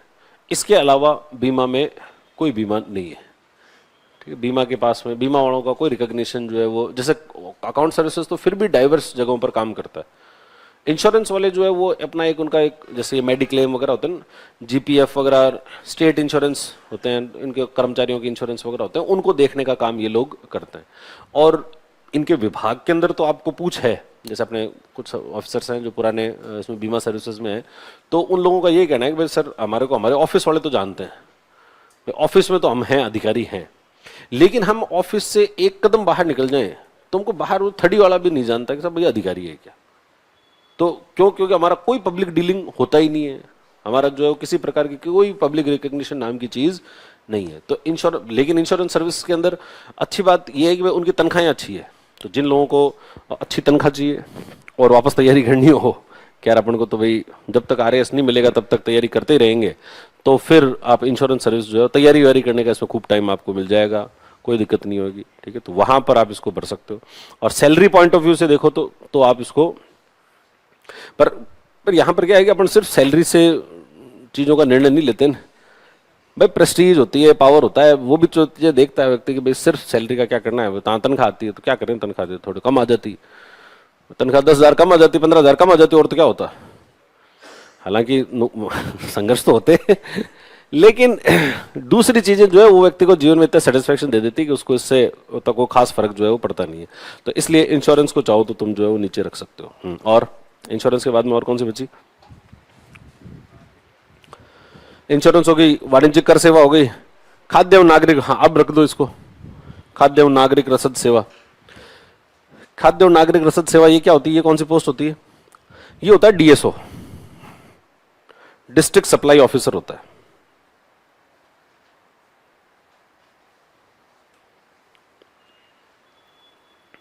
क्या बोलते हैं इसको? District supply officer, DSO. DSO PDS को डील करता है, ठीक है। पीडीएस जो होता है पब्लिक डिस्ट्रीब्यूशन सिस्टम, उसको डील करने वाला काम जो है करता है। कोई जमाने में बहुत महत्वपूर्ण पद हुआ करता था, ठीक। और कई तो आईएएस भी ऐसे थे जो आईएएस बनने के बाद भी डीएसओ बने रहे, कि आईएएस पे प्रमोट हो गए लेकिन फिर भी डीएसओ का पद उन्होंने नहीं छोड़ा। लेकिन वो जमाना कोई और था। वर्तमान के अंदर पब्लिक डिस्ट्रीब्यूशन सिस्टम का लगभग डिजिटलाइजेशन हो चुका है, बहुत ज़्यादा डिजिटलाइजेशन हो गया, तो इसमें आपका रोल जो है कोई बहुत बड़ा रोल है नहीं, तो बैठे रहो, बाकी ऐसा कोई खास काम जो है वो डीएसओ का नहीं रहा। तो डीएसओ की पहले जो पावर हुआ करती थी यार, पहले जो प्रेस्टीज थी, वो पावर प्रेस्टीज जो है वो थोड़ी अब कम हो गई है, ठीक है। बाकी तो खैर वही विभाग के अंदर तो है ही प्रेस्टीज, लेकिन बाहर पब्लिक डीलिंग के अंदर देखें तो अब उतना जो है वो नहीं रहा। तो डीएसओ का आप चाहो तो नीचे भर सकते हो। और डीएसओ के बाद में सीडीपीओ, हाँ इसके बाद भर दो सीडीपीओ। आईसीडीएस नाम से होगा तुम्हारे, बाल समेकित बाल विकास सेवा। समेकित बाल विकास सेवा है जो इंटीग्रेटेड चाइल्ड डेवलपमेंट सर्विस है वो। अब ये इंटीग्रेटेड चाइल्ड डेवलपमेंट सर्विस में लगता क्या आदमी, तो वो लगता है सीडीपीओ लगता है, चाइल्ड डेवलपमेंट ऑफिसर जो है वो लगता है, चाइल्ड डेवलपमेंट प्रोग्राम ऑफिसर जो है होता है, ठीक है। ये लोग क्या करते हैं, ये लोग आंगनवाड़ियां संभालते हैं। आंगनवाड़ी होती है, तो आंगनवाड़ी के अंदर जो लोग हैं उनको संभालने का काम करते हैं ये, ठीक है। उनको पोषण, बच्चों के पोषण को देखना और उनको देखने का काम इनका होता है। टीका लगे कि नहीं लगे, उनको जो है वो आयरन की कमी पूरी हुई कि नहीं हुई, वो सब देखने का काम जो है वो किसका है, सीडीपीओ का है। तो अब धीरे धीरे, पहले ये पोस्ट जो है पहले काफ़ी अच्छी हुआ करती थी, क्योंकि पहले काफ़ी सारे एनजीओज थे।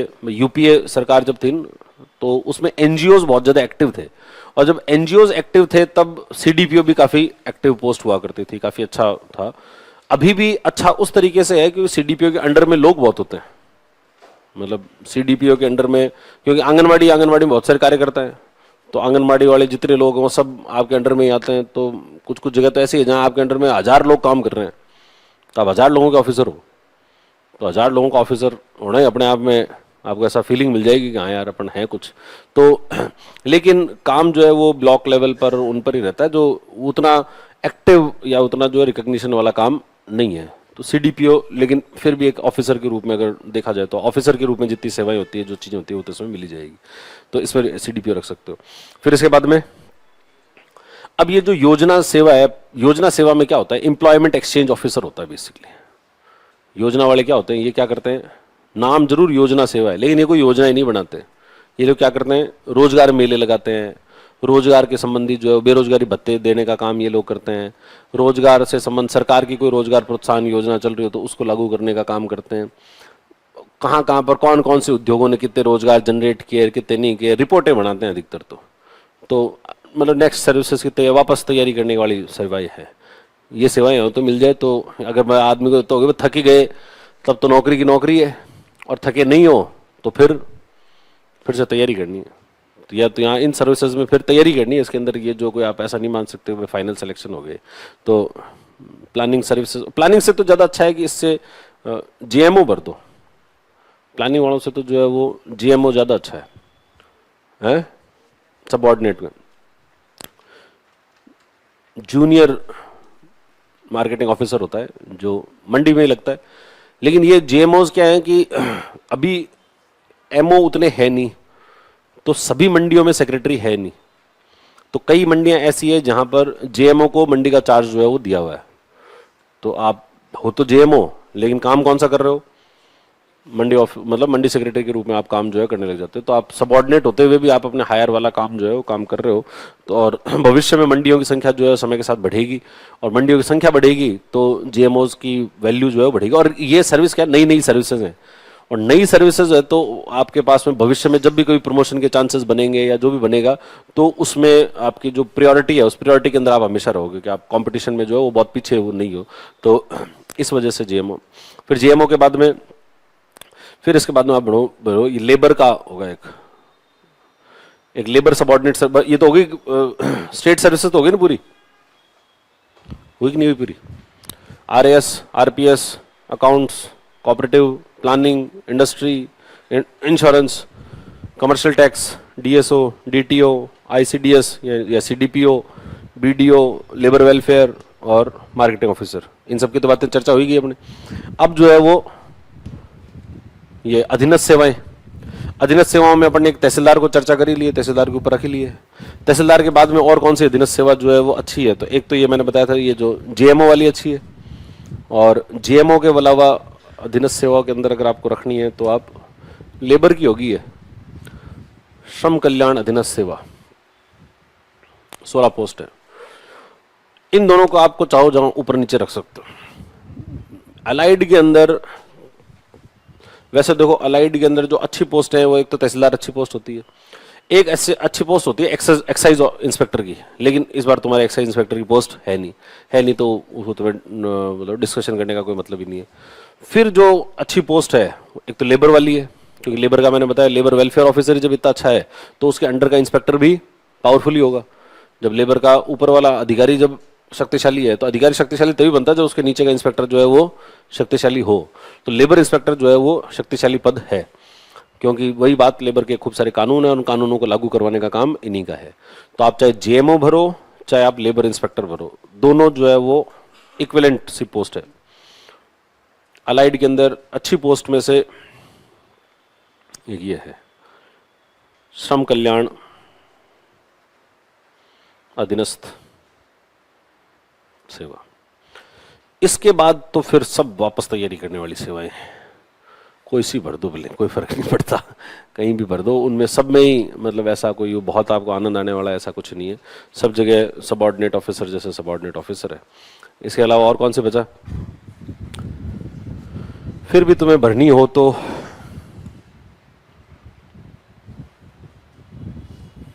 ये उद्योग अधीनस्थ, बस दो ही पद है, उद्योग अधीनस्थ कर लो।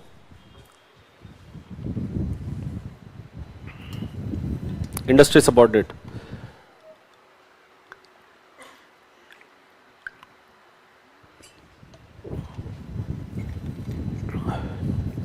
इंडस्ट्री सबऑर्डिनेट के अलावा फिर ये भर दो, सामाजिक सुरक्षा अधिकारी, सोशल सिक्योरिटी ऑफिसर, एसएसओ। अब सामाजिक सुरक्षा अधिकारी का क्या काम होता है, क्या करता है इस समय से? बस बीमा पेंशन बांटता है, ठीक। सामाजिक सुरक्षा अधिकारी, एसएसओ, लेकिन पद के पीछे अधिकारी लिखा हुआ है। तो अब देखो बाद में इन सब चीजों से आनंद लेने पड़ेंगे। फिर उसके अलावा हाँ, कोऑपरेटिव तो है ही, कोऑपरेटिव तो भर ही सकते हो चाहो जहां पर कोऑपरेटिव से अच्छा, कारागार कल्याण अधिकारी तो क्या एक ही पद है? और शेड्यूल्ड एरिया में 11 पद है।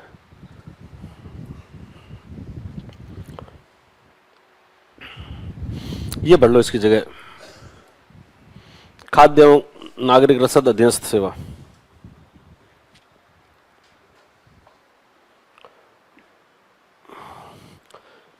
ईओ कहते हैं इनको, एनफोर्समेंट ऑफिसर्स होते हैं ये। देखो डीएसओ के पास ही काम नहीं है तो उसके इंस्पेक्टर के पास भी कोई काम नहीं है। तो ये वही काम है, डीएसओ के अंडर में काम करते हैं। तो डीएसओ को रिपोर्ट करते हो, डीएसओ ठाले हैं तो मतलब ठाले तो क्या है, लेकिन डीएसओ के पास में वो पावर जो है नहीं रही, तो बाकी वालों के पास में उतनी पावर जो है वो नहीं है। फिर उसके बाद में इसके बाद और क्या भरोगे? फिर कोऑपरेटिव इंस्पेक्टर भर लो, सहकारिता निरीक्षक,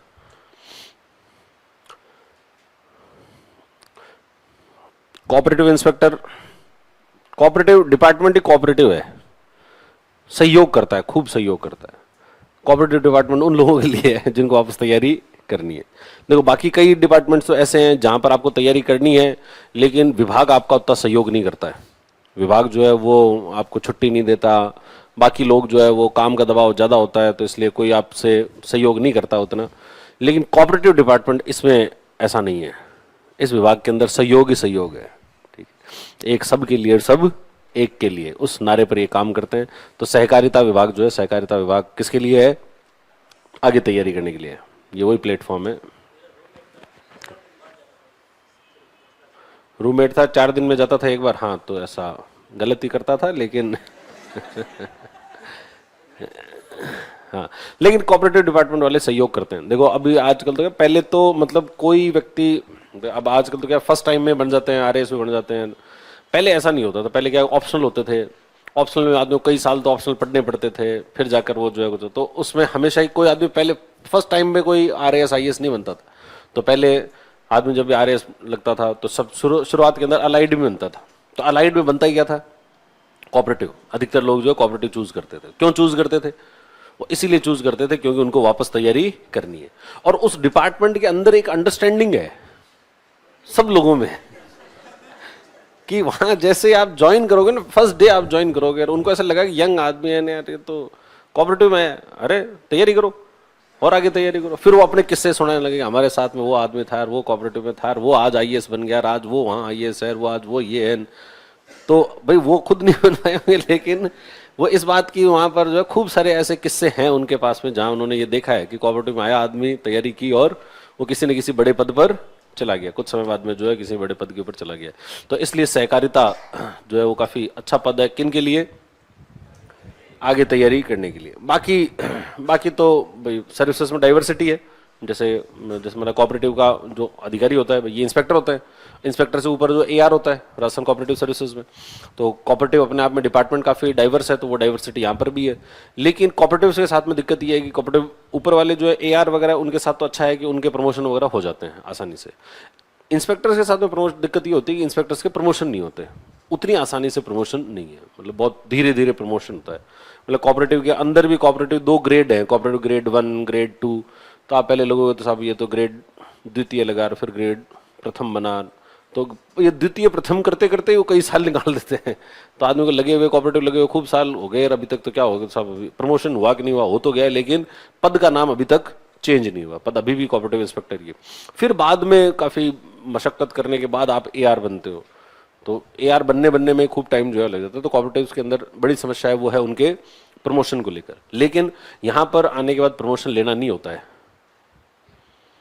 तैयारी करनी होती है। प्रमोशन इनके विभाग से नहीं लेना होता है, प्रमोशन कैसे लेना है, तैयारी करके लेनी है। तो इस विभाग के अंदर है ही है कि भाई आपको प्रमोशन वैसे तो हम देंगे नहीं, प्रमोशन का दूसरा तरीका है, और वो दूसरा तरीका क्या है, पढ़ाई करो, दूसरा एग्जाम फाइट करो, फाइट करके फिर आप चाहे आईएएस बन जाओ और आईएएस बनकर उसी के डिपार्टमेंट के हेड बनकर आ जाओ, कोई दिक्कत नहीं है। लेकिन तैयारी का वो एक ही तरीका और कोई दूसरा तरीका नहीं। फिर ये जेल कारागार वगैरह ये बढ़ लो, कारागार है ना, कल्याण, कारागार कल्याण नहीं, अच्छा ये एसीडीपीओ भी तो पड़ा है 4, ये भी भर दो, एसीडीपीओ समेकित बाल विकास अधिकारी था ना, सीडीपीओ, सीडीपीओ का इंस्पेक्टर जो होता है उसको बोलते हैं ACDPO, assistant child development programme officer.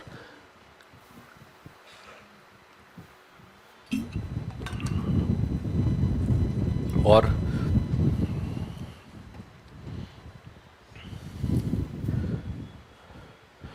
इससे ऊपर तो फिर अब क्या बचा, ये अभी देवस्थान और प्लानिंग नौकरियां हैं ये।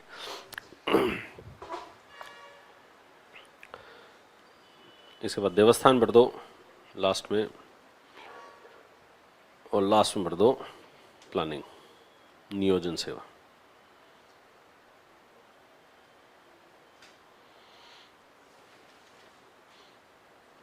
एसीडीपीओ को आप चाहो तो आप ऊपर भी भर सकते हो कोऑपरेटिव से, या फिर इनसे खाद्य रसद वाले हैं इनसे भी ऊपर भर सकते हो। एसीडीपीओ को आप ऊपर कर दो। उद्योग भरा था ना, उद्योग के बाद सामाजिक सुरक्षा अधिकारी, सामाजिक सुरक्षा अधिकारी के बाद में कर दो एसीडीपीओ।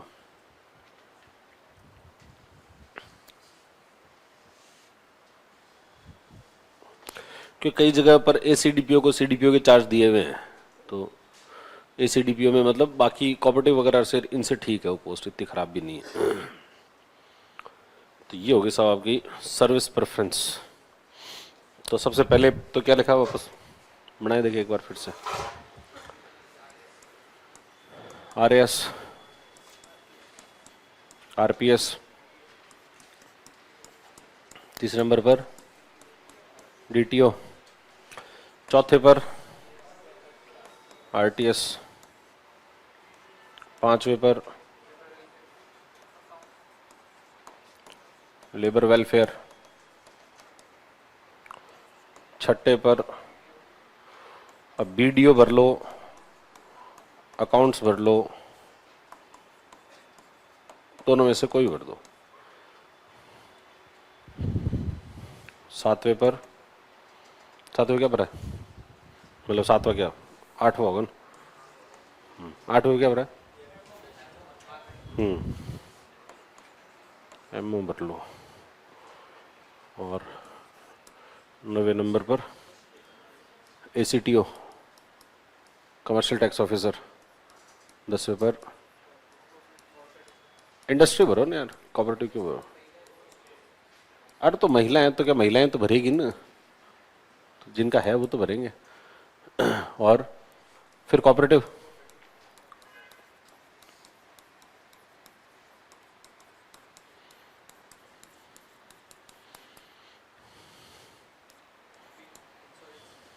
अब क्या, इंश्योरेंस,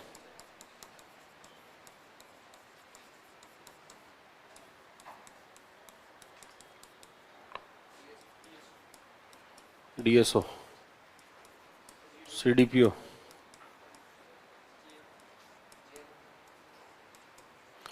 जेएमओ या फिर लेबर इंस्पेक्टर, दोनों में से कोई भी एक, जेएमओ में भर सकते हो और लेबर इंस्पेक्टर भर सकते हो।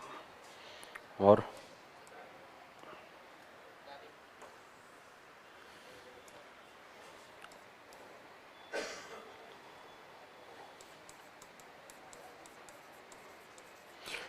प्लानिंग वालों की तो कितनी गए पोस्ट, कितनी गए प्लान? 3 ही तो पोस्ट है। और प्लानिंग के बाद में ACDPO ये है ना? अच्छा, उद्योग भी तो है।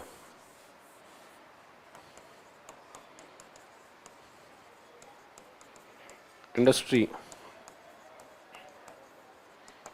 सबऑर्डिनेट,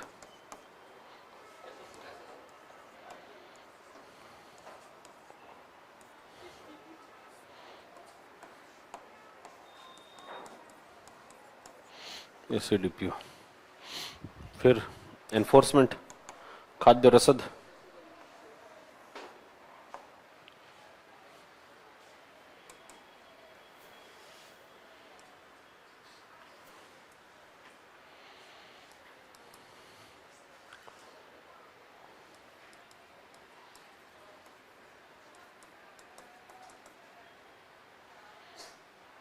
फूड इंस्पेक्टर कहते हैं इसको।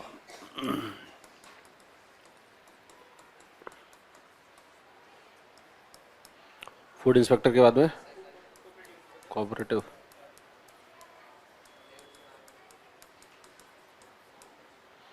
फिर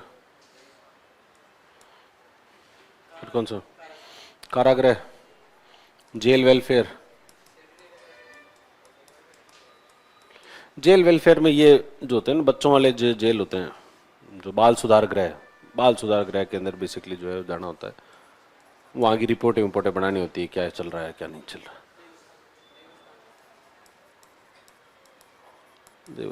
देवस्थान का स्टेट सर्विसेज में नहीं है कि देवस्थान इस बार 25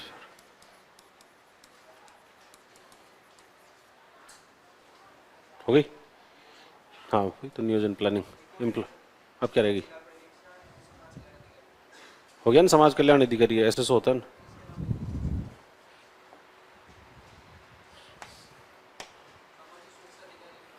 अच्छा,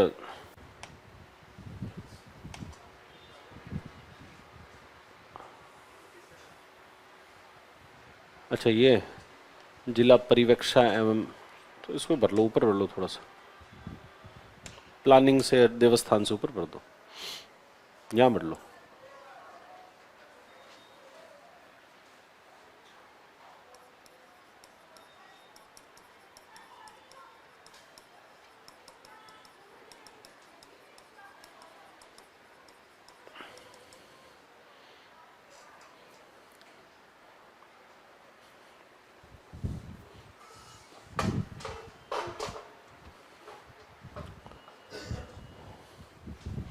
और कोई कंफ्यूजन किसी को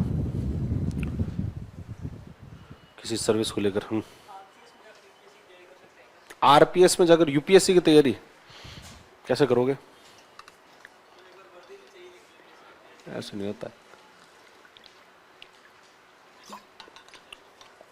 देखो तुम्हारे अंदर जज्बा है तब तो तुम RAS में रहकर भी कर सकते हो, लेकिन RPS में तो टाइम मिलता नहीं है भाई। ये सर्विसेज कोई तुम्हारे को ऐसा टाइम देने के लिए तो बनी हुई नहीं है। जब RPS की तो ट्रेनिंग होगी तो ट्रेनिंग तो सुबह से लेकर शाम तक का उनका काम फिक्स होता है, कब कब क्या क्या करोगे और क्या नहीं करोगे, तो उसमें आप कैसे निकालोगे टाइम?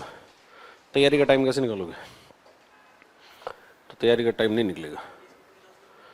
RTS में कभी कभी निकाल सकते हो, नायब तहसीलदार हो तब कई खांचे हैं, उन खांचों में पोस्टिंग ले लो तो मिल जाएगा, टाइम मिल जाता है, RTS में मिल जाएगा।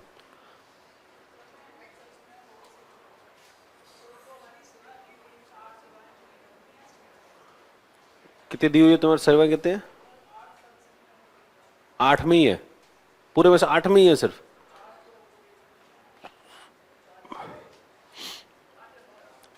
भर तो दो, भरने में क्या जाता है, भर दो बोलेगी, भरने से को मना थोड़ी कर देगा तुम्हें भाई। अगर तुमने सेवा भर दी, उसके अगेंस्ट पोस्ट नहीं है तो उसके लिए तुम्हें कंसिडर नहीं किया जाएगा, नहीं किया जाएगा तो उससे अपने आप ही वो उससे नीचे वाली पे कंसिडर किया जाएगा। तो किसी ने भर दिया उस वजह से कोई दिक्कत नहीं होगा, भर तो दो, भरने में तो कोई दिक्कत नहीं, क्योंकि कई बार क्या होता है बाद में कुछ चेंजेस हो जाते हैं, तो इसलिए भर तो दो। फीमेल को RPS दूसरे पर रखना चाहिए। फीमेल में RPS में क्या खराबी होती है? अगर भाई देखो तुम नहीं करना चाहते हो कि भाई मेरे को पुलिस जो है वो पुलिस में नहीं जाना है, तो फिर अगर सेकंड पे नहीं रखोगे तो फिर कहीं मत रखो। अगर नहीं जाना है तो फिर तो नहीं जाना है। फिर तो ऐसा थोड़ी है कि भाई अपन किसी लेवल पर बना, और अगर आपको तुमको सेकंड पे नहीं मिल रहा है तो फिर तो बाद में भी नहीं मिलेगा। अगर आपने आरपीएस से के जगह कोई और सर्विस ऊपर भरी है, जैसे मान लो अकाउंट्स ऊपर भरी है, तो अकाउंट्स मिल जाएगा। और जैसे अकाउंट मिल जाएगा तो अकाउंट्स में इतनी सारी सर्विसेज, मतलब इतनी सारी पोस्ट है कि तुम वापस आरपीएस के लिए कंसिडर ही नहीं होगे। वो तो पहले खत्म हो जाएगी ना आरपीएस वाली पोस्ट। तो कुछ एक लोग होंगे जो आरपीएस को नहीं भरेंगे ऊपर। अगर आपने नीचे आरपीएस को भरा है तो आपको आरपीएस से जो भी नीचे आपने पद भरा है वो आपको मिल ही जाएगा, और मिल जाएगा तो फिर उसके नीचे जाने की जरूरत ही नहीं है। अगर आपकी रैंक ऊपर आई हुई है और आपने उसके नीचे का कोई पद भरा हुआ है तो निश्चित रूप से वो पद मिल ही जाएगा आपको। तो अगर नहीं भरना हो तो फिर कर सकते हैं, लेकिन ऐसा ऐसा फीमेल के लिए बहुत खराब जॉब है ऐसा नहीं है। मतलब ये ऐसा मिसकंसेप्शन ही है। आरपीएस में मेडिकल एग्जाम होता है क्या? हैंड डिसलोकेटेड है। देखो आरपीएस में क्या मेडिकल सबका ही होता है, जितने भी होते हैं सबका मेडिकल हुआ करता है। जैसा अभी रिजल्ट आया है तो जितने लोगों का सिलेक्शन हुआ है इन सबको मेडिकल कॉल आएगा। कुछ दिनों में जो है एक मेडिकल का कॉल आएगा अलग अलग जगहों पर।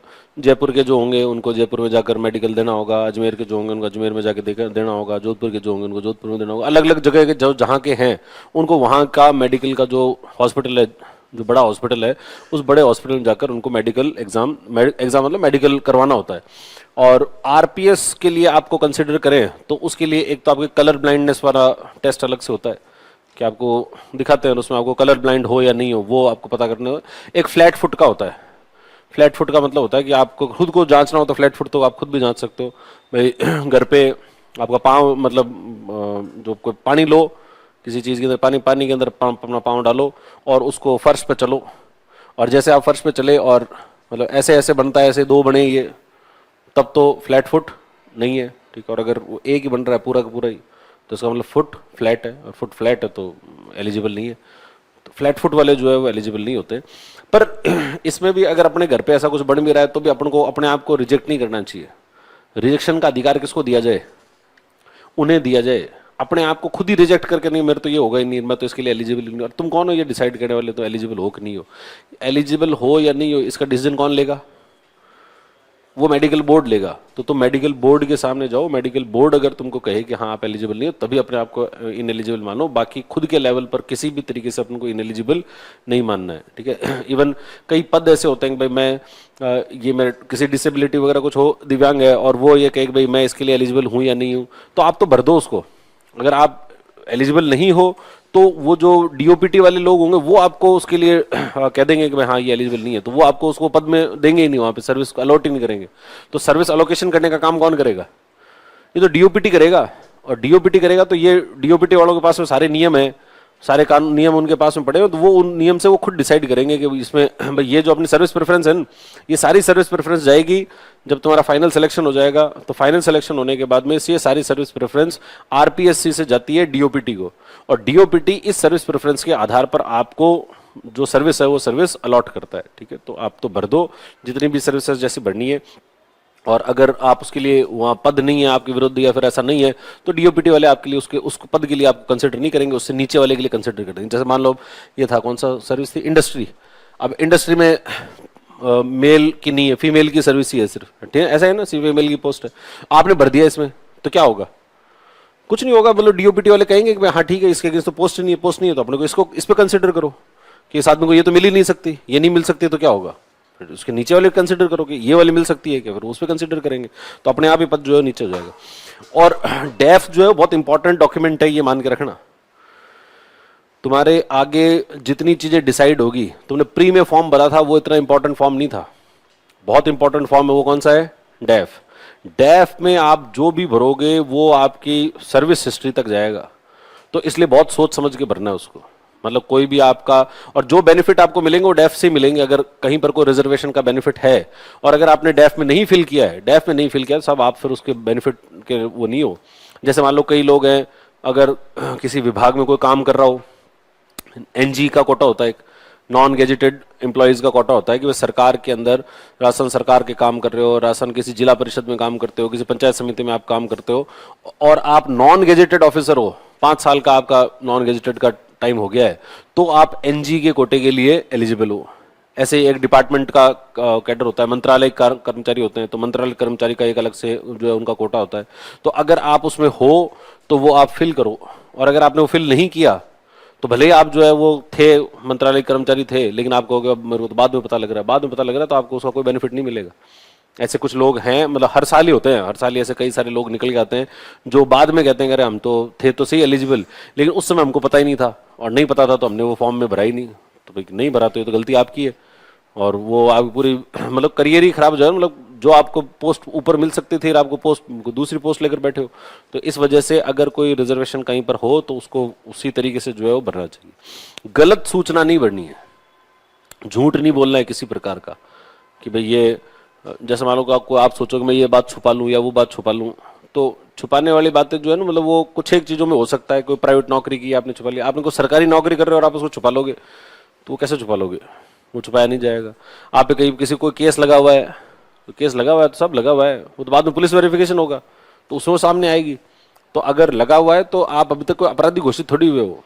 किसी का मान लो कोई केस में नाम आ गया, किसी ने नाम लिखवा देते हैं कई लोग, तो लिखवा दिया, आपका नाम लिखवा दिया तो कोई बात नहीं, वहाँ पे मेंशन कर दो कि भाई हाँ मेरा ऐसा ऐसा है, विचाराधीन है, ये तो केस जो है चल रहा है, इसका भी कोई फाइनल वर्डिक्ट तो आया नहीं है। तो उससे उससे आपको असर नहीं पड़ेगा, लेकिन असर कब पड़ेगा जब आप उसको छुपा लिया तो फिर बाद में निकल के आएगा कि बाद में निकल के आएगा भाई केस लगा हुआ तो था, इसने बताया नहीं, और बताया नहीं इसका मतलब ये गलत है।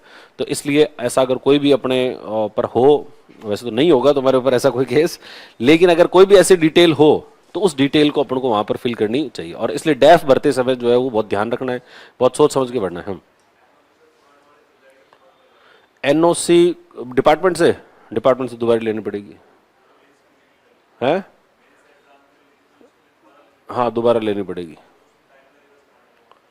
कितने टाइम लगेगा? अभी अभी कर दो अप्लाई, आ जाएगा। कितना टाइम लगता है? हाँ तो महीने भर में कौन से इंटरव्यू हो रहे हैं तुम्हारे?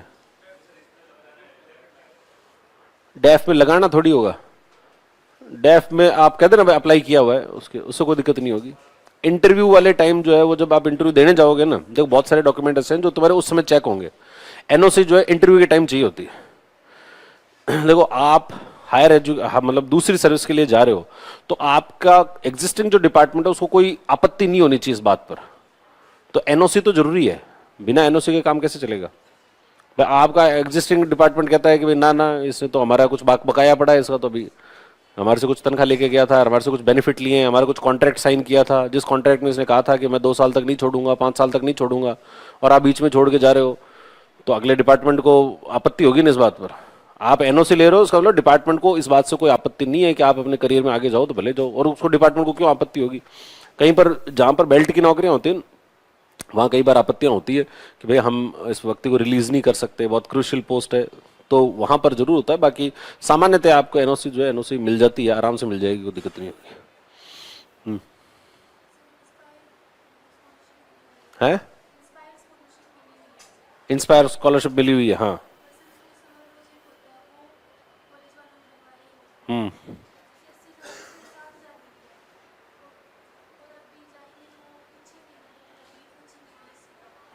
पूछेंगे तो डीप डीप तो तैयारी कर लेना। समर प्रोजेक्ट का कोई ऐसा देखो, बाकी लोगों ने बनाया होगा, किसी ने इंस्पायर स्कॉलरशिप मिली हो आज तक उसने किसी ने, हाँ तो पढ़ सकती हो ना उसको, जिसको तैयार कर सकते हैं, जिन चीजों को अपन तैयार कर सकते हैं। भाई अपने मान लो कोई इंटर्नशिप थी या कोई अब जैसे प्रोजेक्ट था, प्रोजेक्ट बनाना चाहिए था, अपने नहीं बनाया, कॉलेज वालों ने नहीं बनवाया, अब होता है ऐसा, तो नहीं बनवाया तो कोई तो रिपोर्ट जमा हुई होगी, तो किसी और की तो हुई होगी। हाँ तो बस वो पढ़ लो, उसको तैयार कर लो। तैयार करो उसको, छुपा ले, क्यों क्यों छुपा ले? इतनी अच्छी स्कॉलरशिप मिली हुई छुपा लूं? तैयार करने में ज्यादा मतलब कॉस्ट लग रही है या छुपाने से ज्यादा नुकसान ज्यादा हो जाएगा? याद तो करनी पड़ेगी। तो बीएससी तो यूं भी पूछेंगे, तुम इंस्पायर नहीं हो तो भी पूछेंगे वो इंस्पायर स्कॉलर नहीं हो तो भी पूछेंगे वो तो। हाँ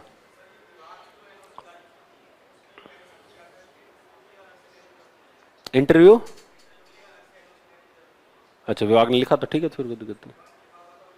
हाँ नहीं है, फिर जब विभाग ने खुद लिख के दे दिया कि भाई हमारे पूरा ही मानो, हमको पूरा ही मानना है, अगलों ने खुद ने जानबूझ के लिखा है कि भाई जबरदस्ती बार बार क्यों आते हो, तो अगर उसमें लिखा हुआ है एनओसी में आपके तो कोई दिक्कत नहीं है, चलेगी वो। हाँ हाँ, गेजेटेड ऑफिसर चल जाएगा। तो स्कूल वाला ले लो, तो डिस्टेंस एजुकेशन वाले नहीं देते तो स्कूल वाले ले लो, स्कूल तो देता होगा ना, है?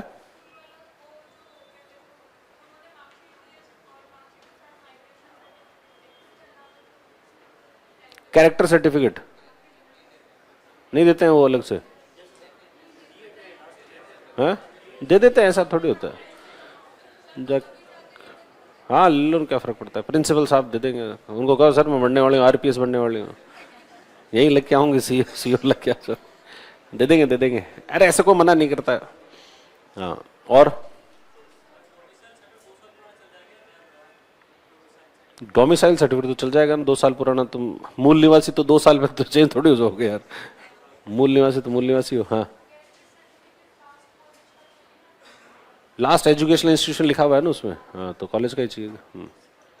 अगर वो जैसे वो कह रहे हैं डिस्टेंस एजुकेशन में नहीं मिल रहा है तो स्कूल का ले लो, लास्ट जो दे सकता है।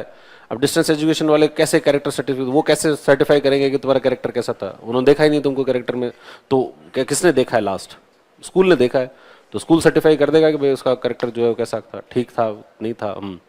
और कोई कास्ट सर्टिफिकेट, ओबीसी में क्रीमी लेयर वाली बात हो तो बात अलग है, बाकी तो चल जाता है।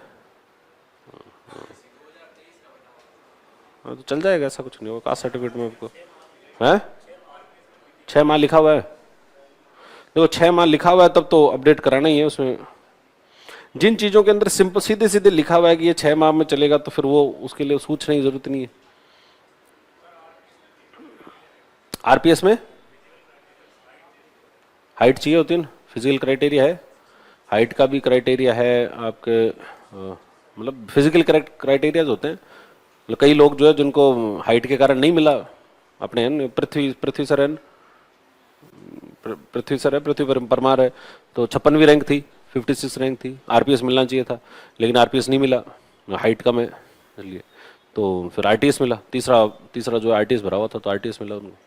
तो अगर आपका हाइट का इशू होता है उसके अंदर, हाइट अगर बहुत कम है तो नहीं मिलेगा, वो तो अब उसके जितने वो क्राइटेरिया बने हैं वो तो है बने हुए हैं, उसको तुम चेंज थोड़ी कर दोगे कि भाई यार फर्स्ट रैंक लिया उनका फर्क पड़ता है, अगर आप उसके क्राइटेरिया में नहीं आ रहे हो तो नहीं आ रहे हो, ठीक है। चलो फिर अभी के लिए तय करते हैं बाकी। हाँ, कौन सा कोर्स परस्यू कर रहे हो? कर दो मेंशन कर दो मेंशन। अब इसके अलावा और क्या चाहिए तुम्हें, और कौन सी चीजों में क्या पता करना है कुछ है? अब डॉक्यूमेंट क्या क्या चाहिए ये तो यार तुम जब फॉर्म भरने लगोगे तो उसमें अपने आप ही आएगा, सबके डॉक्यूमेंट अलग अलग होंगे। अब तुम इतने बच्चे तो हो नहीं तुम्हें बैठ के फॉर्म भरवाया जाए, हैं? हाँ।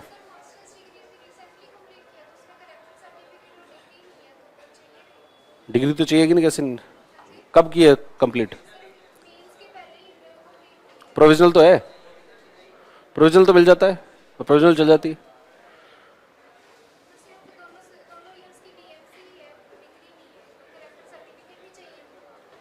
लास्ट एजुकेशनल इंस्टीट्यूशन का कैरेक्टर सर्टिफिकेट चाहिए होता है। हाँ हाँ हाँ, तो लिख देना तो डिग्री अवेटेड है, ऐसा कुछ दिक्कत नहीं होती। देखो जहां पर अब जो तुम्हारा आगे वाले इंस्टीट्यूशन में तो डिग्री नहीं दी है तो तुम आगे उनको कैसे दोगे, तो वो समय दे देते हैं इसके लिए। जब तुम इंटरव्यू देने जाओगी तो उनको एक एप्लीकेशन लिख के दे दो कि साहब मैंने ऐसा ऐसा एग्जाम दिया था, मेरी डिग्री अभी अवेटेड है, अभी विभाग ने उन्होंने जारी नहीं की है, जैसे ही जारी करेंगे मैं आपको सामने प्रस्तुत कर दूंगी, इसके लिए मुझे इतना समय दिया जाए, तो समय दे देंगे।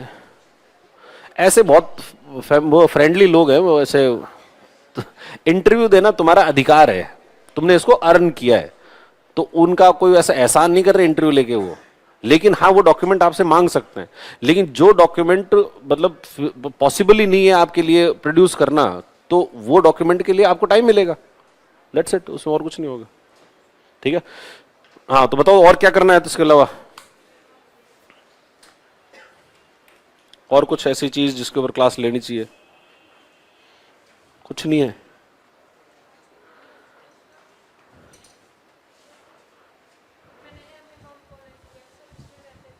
हाँ